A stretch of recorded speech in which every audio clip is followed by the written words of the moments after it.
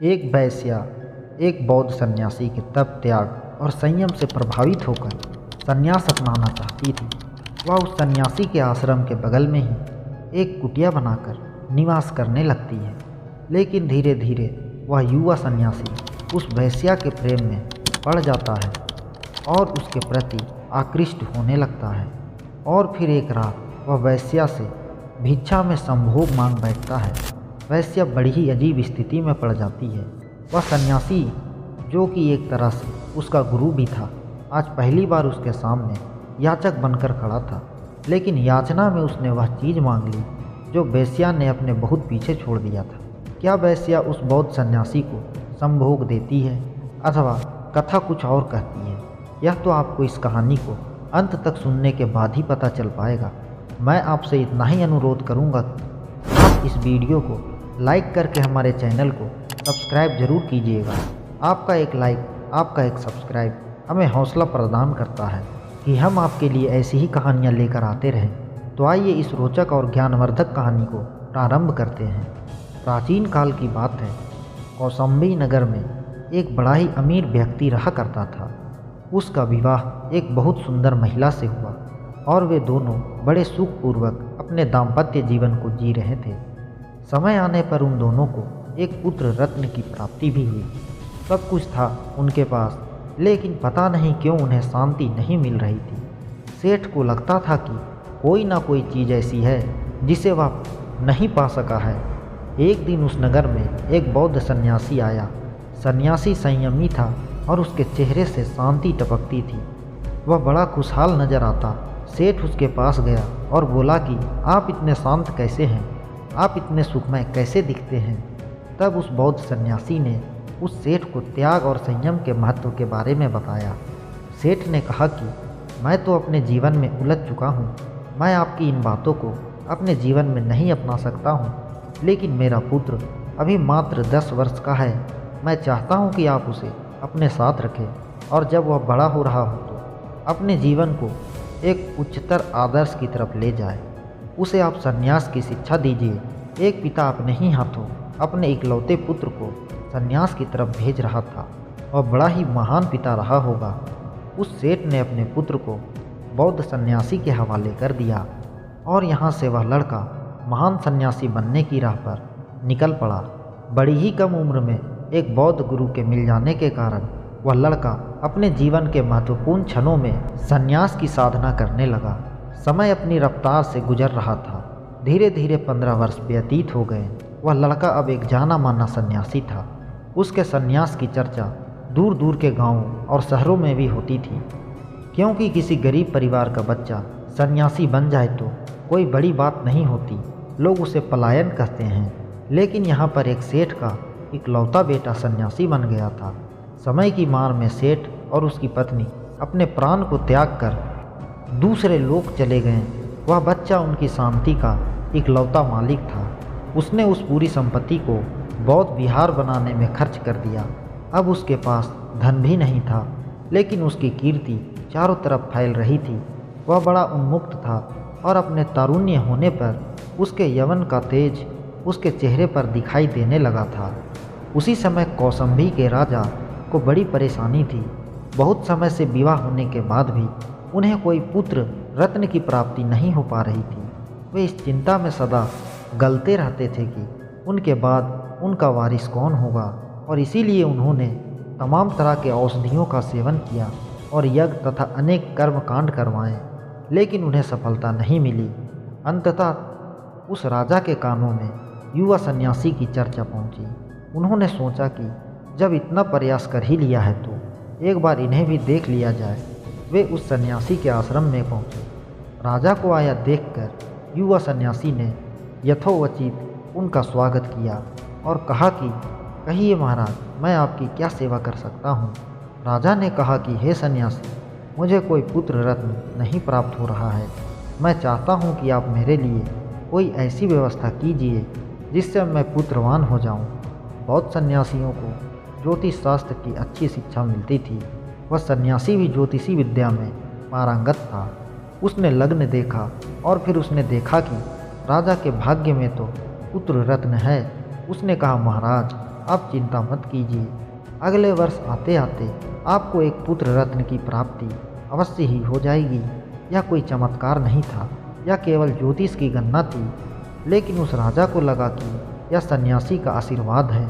वह अपने परिवार में वापस लौट आया, अपने राज्य काज को संभालने लगा और जैसा कि उस सन्यासी ने भविष्यवाणी किया था, 1 वर्ष के बाद ही राजा को एक सुंदर पुत्र रत्न की प्राप्ति हो गई। राजा को लगा कि यह सन्यासी के आशीर्वाद से ही हुआ है। राजा बड़े ही धूमधाम से सन्यासी के पास गया, उससे अपूर्व धन संपदा लेने के लिए कहा। लेकिन सन्यासी ने एक झटके में यह सब ठुकरा दिया।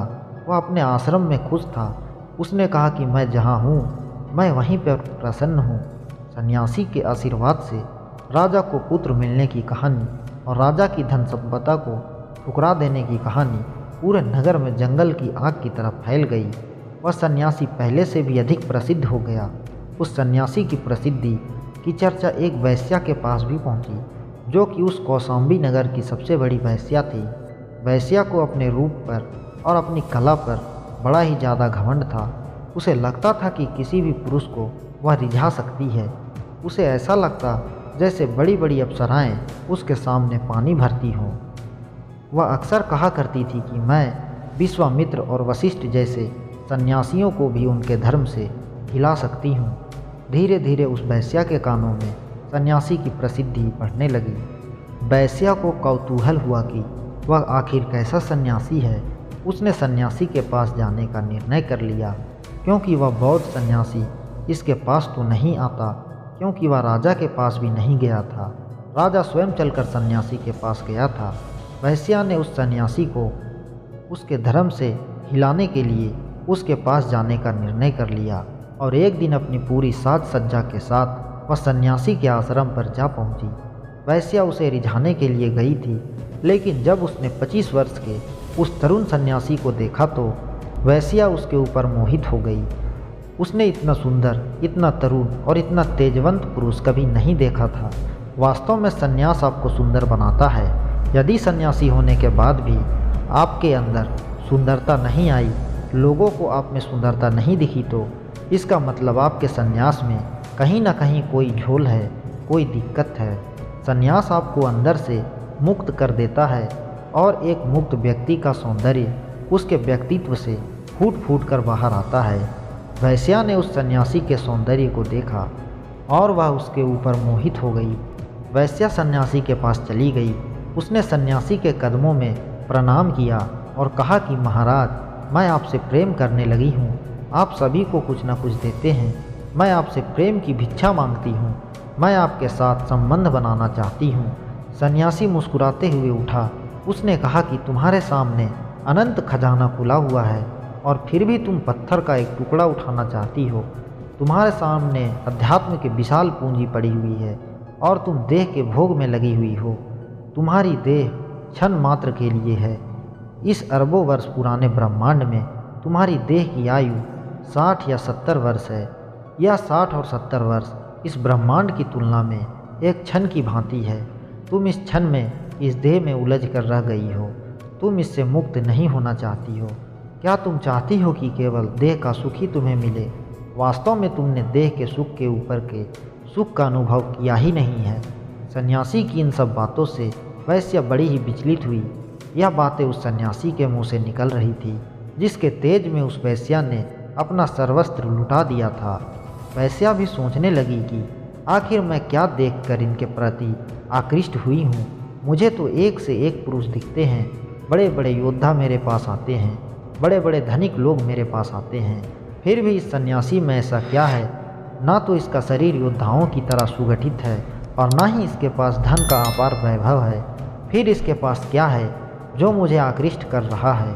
निश्चिंत रूप से इसका त्याग, इसका संयम और इसका अध्यात्म ही मुझे खींच रहा है। वैश्या सोचने लगी कि मुझे इस अध्यात्म की तरफ जाना चाहिए और वह उस सन्यासी से उसे अपनी चेली बनाने के लिए कहती है। सन्यासी कहता है कि मैं तुम्हारा गुरु पद अभी स्वीकार नहीं कर सकता हूँ। अभी तुम्हारे अंदर बहुत ही ज़्यादा खामियाँ हैं। तुमने एक दिन भी संयम से अपना जीवन नहीं व्यतीत किया है। पहले तुम संयम से अपना जीवन व्यतीत करना सीख लो, फिर मैं तुम्हारा गुरु बन जाऊँगा। वैश्या को अपने जीवन से विरक्ति हो गई। उसने सोचा कि मैंने आज तक जो भी अपना जीवन जिया वह नरक के दरवाजे पर जिया। अब मैं अपने आप को मुक्त करूंगी, मैं इन सब चीज़ों से दूर चली जाऊंगी। और फिर वह फैसला करती है कि किसी सन्यासी के आश्रम के बगल में एक आश्रम बनाकर वह निवास करेगी और सन्यास का पालन करेगी। अगले दिन वैश्या वहाँ पर आश्रम के नज़दीक ही एक आश्रम बनाकर रहने लगी। शुरू में बहुत सारे लोग उसके पास आते, उन्हें लगता कि वैश्या ने अपना ठिकाना बदला है, लेकिन वे सभी वैश्या के यहाँ से निराश होकर वापस चले जाते और वैश्या प्रतिदिन अपने आप को मुक्त करने में लग गई। जब कोई व्यक्ति अपने पूरे जीवन केवल तला भुना और मसालेदार खाना खाता है और एक समय जब उसे किसी रोग के कारण सादा खाना खाना पड़ता है, तो शुरू में उसके ज़बान पर उस सादे भोजन का स्वाद चढ़ने में कठिनाई होती है, लेकिन जब वह स्वाद चढ़ जाता है तब वह व्यक्ति मसालेदार खाने की तरफ देखता भी नहीं। वैश्या के साथ भी यही हुआ। प्रारंभ में उसे लगा कि यह सन्यास का जीवन दूर से देखने में अच्छा है, पास में तो बहुत ही खराब है। समय काटे नहीं कटता है, कोई नज़दीक नहीं है, केवल ध्यान करना है, और ध्यान में भी चित्त शांत कहाँ है। वह हमेशा ही यह सोचती कि मेरा पिछला जीवन ही अच्छा था, लेकिन फिर भी उसने अपनी इच्छा शक्ति के बल पर अपने सन्यास को छोड़ा नहीं। धीरे धीरे उसके ध्यान की अवस्था बढ़ने लगी, वह उच्च से उच्चतर अवस्था में जाने लगी। उसे सन्यास में आनंद आने लगा, उसे जीवन का सच्चा आनंद प्राप्त होने लगा। इधर वह सन्यासी भी उसके आश्रम के पास ही रहा करता। वह रोज़ सुबह उठता तो देखता कि वैश्या नदी में स्नान कर रही है। उसके शरीर के कपड़े उसके शरीर में चिपके हुए हैं, उसके शरीर का उभार साफ साफ दिखाई दे रहा है। पहले तो सन्यासी ने इधर ध्यान नहीं दिया, लेकिन धीरे धीरे यह रोज का कार्यक्रम हो गया। उसके बाद सन्यासी जानबूझकर ऐसे समय का चुनाव करने लगा जब वह नदी पर नहाने जाए तो वह वैश्या नदी में नहा रही हो या नहाकर तुरंत निकली हो। इधर सन्यासी वैश्या की तरफ आकर्षित होता जा रहा था, पर वैश्या अपने जीवन से मुक्त होती जा रही थी। वह देखती कि सन्यासी उसकी तरफ देख रहा है, लेकिन अब उसे कोई शर्म नहीं आती। उसका शरीर का मतलब समाप्त हो चुका था, वह अपने देह से मुक्त हो रही थी। उसे लगता कि देख रहा है तो देखने दो, यह शरीर ही तो है, यह चमड़े का एक आकार ही तो है जिसे वह देख रहा है। धीरे धीरे वह वैश्या सन्यासिनी हो रही थी और सन्यासी उसके प्रेम में गिरफ्तार होता जा रहा था। यह क्रम चलता रहा और सन्यासी का तेज उसके चेहरे से गायब होने लगा। जब वह ध्यान करता तो ध्यान में उसे वैश्या की वही मूर्ति नजर आती जो वह नहाते हुए देखता था। उसके ध्यान की गणना विलीन होने लगी।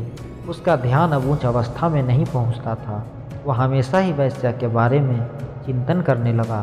पहले जहां वह ध्यान में मुक्ति के बारे में सोचता, पद प्राप्त करने के बारे में सोचता, वहीं पर अब वह वैश्या के बारे में सोचने लगा था। उसकी स्थिति दिन प्रतिदिन बद से बदतर होती जा रही थी और इधर वैश्या दिन प्रतिदिन मुक्ति की तरफ कदम पर कदम बढ़ती हुई जा रही थी। आखिरकार वह समय आ गया जब सन्यासी से रहा नहीं गया। युवावस्था का सन्यासी उस वैश्या के प्रेम में पड़ा हुआ एक रात वैश्या के दरवाजे पर जा पहुंचता है। वैश्या अपनी कुटिया में विश्राम कर रही थी। उसे कोई भय नहीं था। उसका भय उसकी मुक्ति के साथ समाप्त होता चला जा रहा था। सन्यासी ने वैश्या को आवाज़ लगाई। वैश्या ने आवाज़ सुनी और उसकी नींद टूट गई। वह बाहर आई और सन्यासी से बोली, गुरुदेव, क्या आप मुझे दीक्षा देने आए हैं? क्या आप मुझे अपनी चेली स्वीकार करेंगे? वैश्या को लगा कि उसकी मुक्ति से बड़ा ही प्रसन्न है और आज वह उसे अपनी चेली स्वीकार करने के लिए ही आया है। लेकिन सन्यासी का मन में तो कुछ और ही था। उसने कहा कि मैं कुछ देने नहीं आया हूँ, मैं तुमसे कुछ लेने आया हूँ। मैं तुम्हारे द्वार पर एक भिक्षु बनकर आया हूँ। उस सन्यासी वैश्या ने कहा कि रात के समय भिक्षु? महात्मा बुद्ध ने तो कहा था कि शाम के समय आप भिक्षा नहीं मांग सकते हैं, फिर आप रात में भिक्षा मांगने कैसे आए हैं? सन्यासी ने कहा कि देवी, मैं जो मांगने आया हूँ, रात में उसका सौंदर्य कुछ और होता है। मैं तुमसे रति की भीख मांगने आया हूँ, मैं तुमसे संभोग की भिक्षा चाहता हूँ। जैसे ही उस वैश्या ने सन्यासी के मुख से संभोग की भिक्षा यह शब्द सुना तो वह सन्न रह गई। उसने सोचा कि यह क्या हो गया। मेरे सानिध्य ने इस महात्मा को किस गति में पहुंचा दिया। वैसे अब मुक्त हो चुकी थी, इसीलिए सन्यासी की गलती में भी उसे अपनी ही गलती दिखाई दे रही थी। वह बाकी सबको सुंदर देख पा रही थी। वैश्या ने कहा कि महाराज मुझे क्षमा करें, मुझे यहाँ पर नहीं रहना चाहिए था। मुझे सोचना चाहिए था कि बगल में एक सन्यासी निवास करता है, उसके ऊपर क्या गुजरेगी। इस पर सन्यासी ने कहा कि नहीं, तुम गलत सोच रही हो। मैं तुम्हारे पास संभोग की भिक्षा मांगने आया हूँ। मैं तुमसे प्रेम करता हूँ और हमें विवाह कर लेना चाहिए।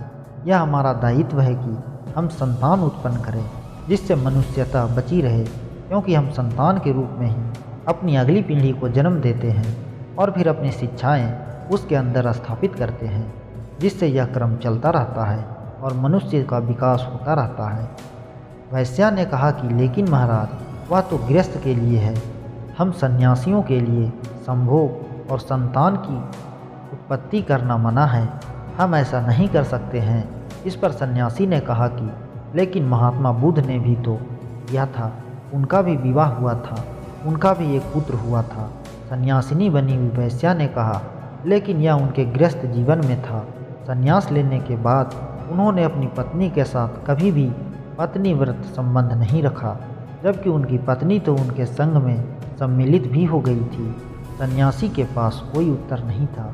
आज वह तर्क करने या शास्त्रार्थ करने नहीं आया था, आज वह केवल प्रेम की भिक्षा मांगने आया था। लेकिन वैश्या अब देह से मुक्त हो चुकी थी, उसे इन सब चीज़ों से ऊपर उठने की आदत हो चुकी थी। उसने कहा महाराज, मुझसे बहुत बड़ी भूल हो गई है, मुझे यहाँ पर नहीं रहना चाहिए था।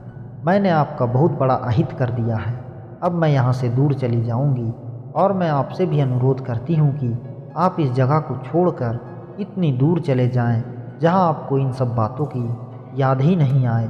आप अपने ध्यान में वापस लौटें, लेकिन मुझे अपने पुराने जीवन में लौटने के लिए विवश मत कीजिए। यह कहकर वैश्या उस सन्यासी को वहीं छोड़कर उसी रात वहाँ से दूसरे जगह के लिए पलायन कर गई। सन्यासी सोचने लगा कि वाह, यह वैश्या कितनी महान है, जिसने कुछ समय में ही अपने देह के मोह को त्याग दिया। और मैं बचपन से ही सन्यास की दीक्षा ग्रहण कर रहा था, लेकिन मेरे अंदर का संयम टूट गया।